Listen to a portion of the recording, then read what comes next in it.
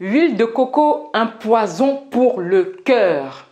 J'étais en live et une personne qui me suit me dit « Ah, tu n'es pas au courant, maintenant une vidéo circule, un nutritionniste aurait dit ouvertement avec des centaines de milliers de vues que l'huile de coco était un poison pour le cœur. Il fallait juste l'utiliser juste pour la face, mais pour le reste, pas la peine. » Dans cette vidéo, je vais pouvoir te démontrer les vertus de l'huile de coco et on va voir ensemble si c'est réellement un poison pour le cœur.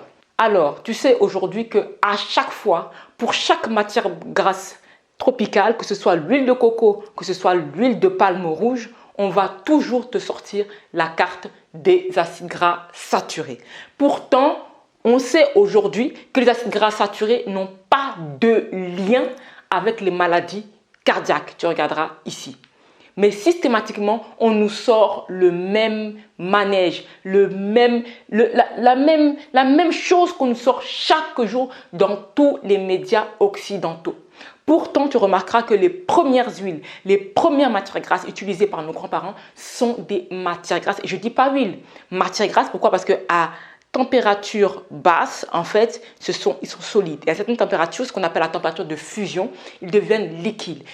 Et ces matières grasses-là sont les premières matières grasses utilisées en dehors des graines, tu vois, utilisées par nos grands-parents, que ce soit en Afrique, que ce soit dans les îles du Pacifique. Et quand nos grands-parents utilisaient ces graines-là, ils n'avaient pas de problème de santé, ils vivaient longtemps sans cancer, etc.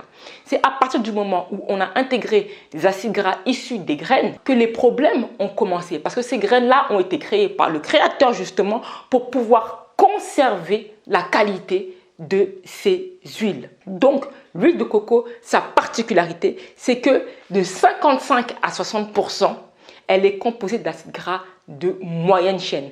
Ces acides gras de moyenne chaîne sont des acides gras particuliers, c'est-à-dire qu'ils ont un nombre précis de carbone. On ne va pas rentrer dans la chimie générale ou la chimie organique. Ils ont un nombre précis de carbone, un petit nombre qui fait qu'ils sont utilisés très rapidement par le corps. Ces acides gras de moyenne chaîne sont envoyés directement dans le foie qui va les transformer très rapidement en quoi? En énergie. C'est ce qui va booster le métabolisme. Donc, on parle d'acide caprylique, d'acide caprique, d'acide laurique. C'est ces trois acides-là qui composent ce pourcentage élevé d'acides gras de moyenne chaîne. Ce qui fait que l'huile de coco est vraiment un booster du métabolisme et va même aider les personnes qui veulent perdre du poids. C'est ça qui est important. Et dans la vidéo de ce nutritionniste, il parlait d'acide butyrique du beurre. Automatiquement, il disait que le beurre, qui est aussi matière grasse ancienne aussi, était le beurre de lait de vache, je précise, était donc mieux à cause de l'acide butyrique. Mais il faut savoir, tu regarderas là, que l'acide butyrique compose que 3,21% du beurre. Donc, il y en a vraiment très très peu. 3% comparativement à 60%, c'est énorme. Et je vais même te préciser, pour ceux qui connaissent la noix de palme, ceux qui font de la sauce graine, la noix de palme, la pulpe de noix de palme pour faire la sauce graine, et elle a composé à 45% d'acides gras de moyenne chaîne. Tu vois un peu l'histoire. Donc, c'est très important de connaître ces spécificités-là. Deuxième chose, on te parle encore de maladies cardiaques, de plaques d'athérome. On te dit même que, oui, dans les commentaires, on me dit quoi? Oui, l'huile de palme, l'huile de coco, à telle température, voilà, ça se durcit, ça durcit dans les artères.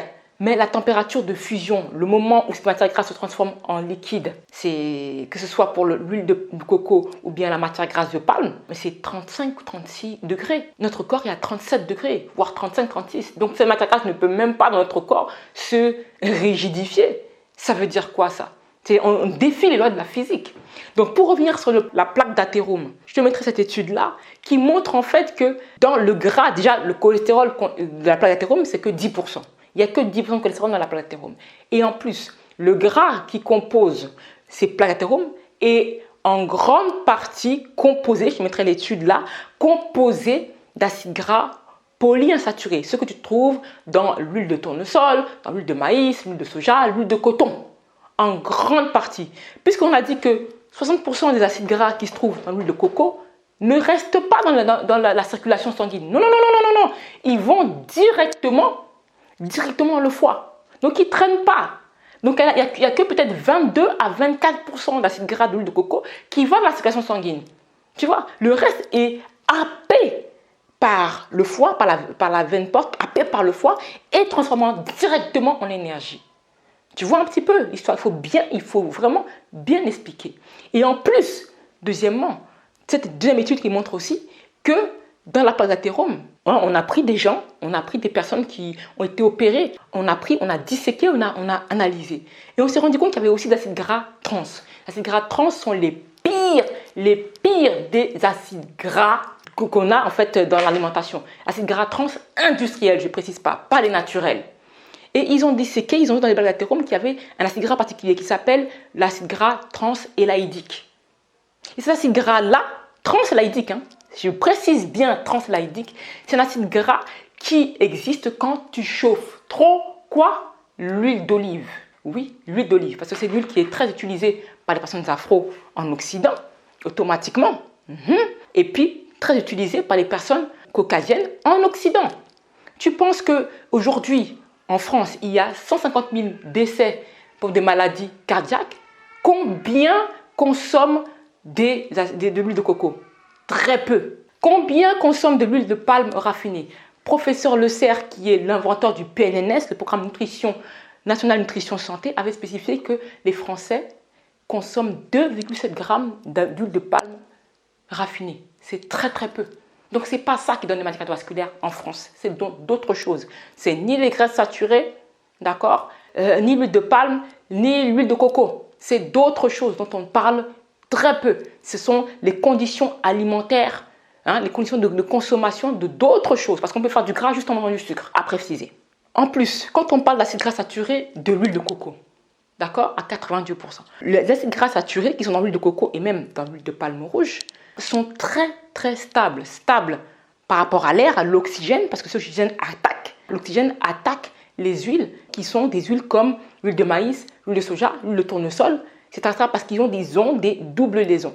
D'accord? Alors que les matières grasses ancestrales, anciennes, qui sont saturées, sont très peu attaquées par l'oxygène, sont très peu victimes de l'oxydation. Quand tu manges, tu consommes des huiles qui sont mal conservées, etc., et qui sont très sensibles, d'accord, à l'oxydation, tu vas ramener cette oxydation dans ton corps.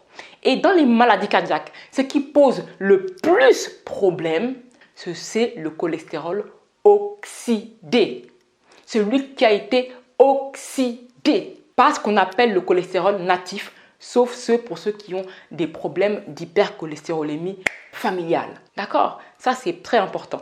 Par contre, je te précise quand même que cette vidéo n'est pas une vidéo de soins. Si tu as des doutes, va voir ton cardiologue. Voilà. Donc, c'est très important de comprendre que ces huiles-là ont des acides gras saturés qui sont excessivement stables par rapport aux autres huiles qui ont des acides gras polyinsaturés qui favorisent le stress oxydant et donc le cholestérol oxydé. On te dit que aussi l'huile de coco fait augmenter le cholestérol. Oui, l'huile de coco fait augmenter le cholestérol total. Mais ce qu'on ne te dit pas, c'est que l'huile de coco fait augmenter ce qu'on appelle le HDL.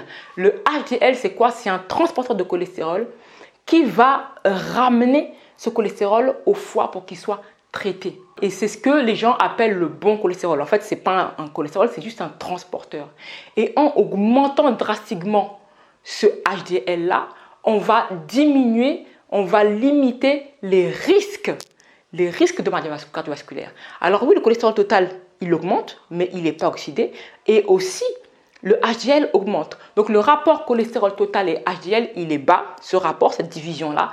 Et donc, ça limite les accès aux maladies cardiovasculaires. Donc voilà, je pense que j'ai été assez longue et assez claire par rapport à l'huile de coco. Je t'ai montré pas mal de vertus de l'huile de coco parce que concrètement, on en a marre. On en a marre que, en fait, à chaque fois, ces matières grasses tropicales sont attaquées. Mais c'est de bonne guerre par rapport au lobbying, c'est de bonne guerre.